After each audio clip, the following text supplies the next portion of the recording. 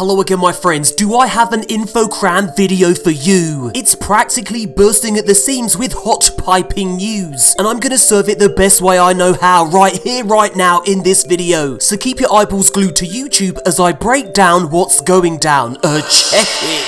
First up, how to avoid paying $20 for a power boost to level up your alternate characters. This method is quick, easy, and completely free. Next up, the latest Iron Banner news and how an in-game bug is allowing players to pick up extra bounties from Lord Saladin. More pinnacle loot? Don't mind if I do. We're also going to look at how Bungie has responded to a Reddit post that has generated over 13,000 upvotes. It's called Eververse is broken, and it raises some very interesting points indeed. And finally, we're going to look at Bungie's latest blog post. It's a big one, and includes a look at the major changes, bug fixes, and quality of life improvements coming in their October 29th update. Bungie even talks about how Armor 2.0 will change in Season 9, the Season of Dawn. Yeah, Bungie's already talking about how they want to improve things for next season. And how about a little bit of bonus content? I'm going to explain how you can enter this month's Fashion Week for a chance to win this emblem. And check it out, here's my extra spicy chicken themed entry. You'll never win that emblem, you.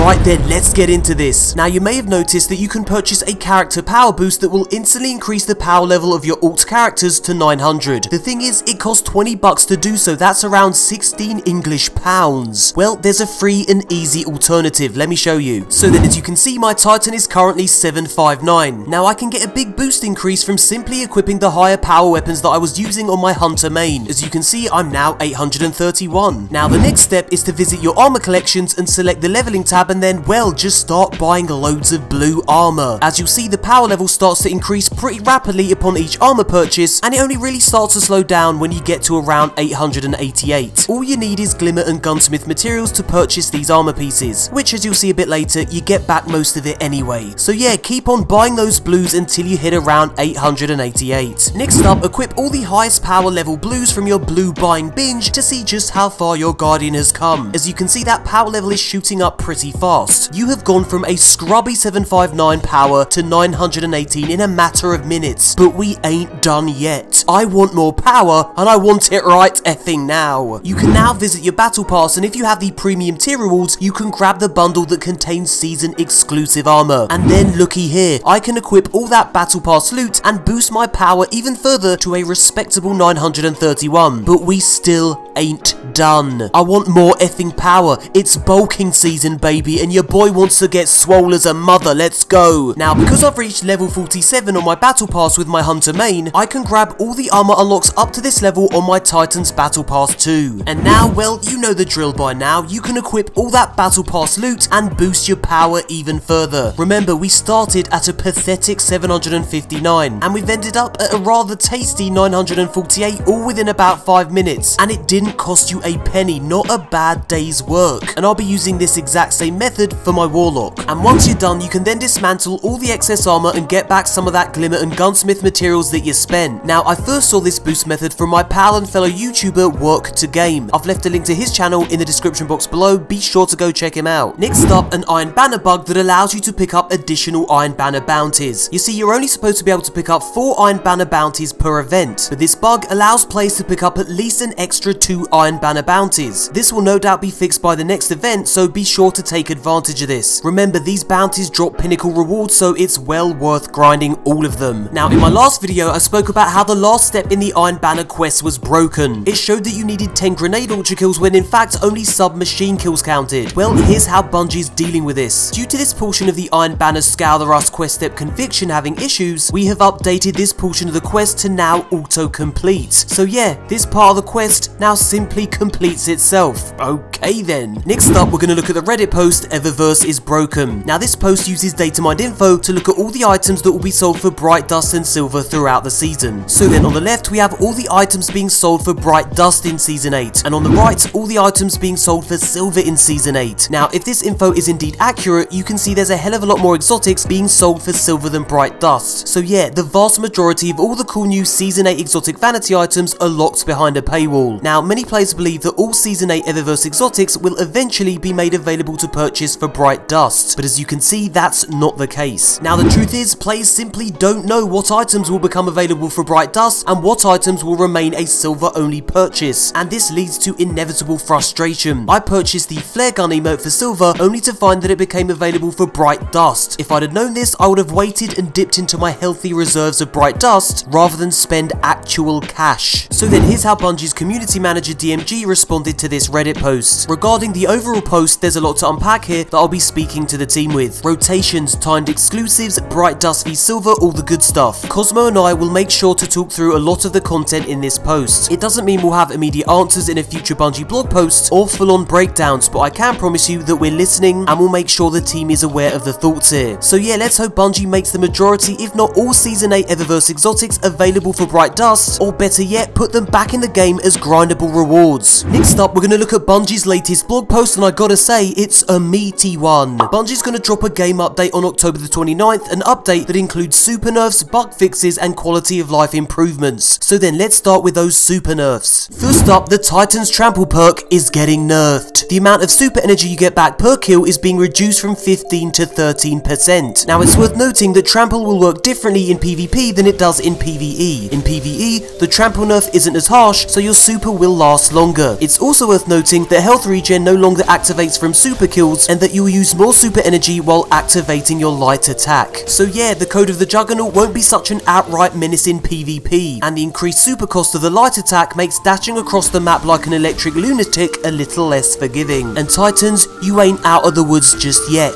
There's more nerfs to come. Bungie also said this: we have our eye on One-Eyed Mask, expect a change in a future update. So, you know, as a hunter, I'd just like to say this.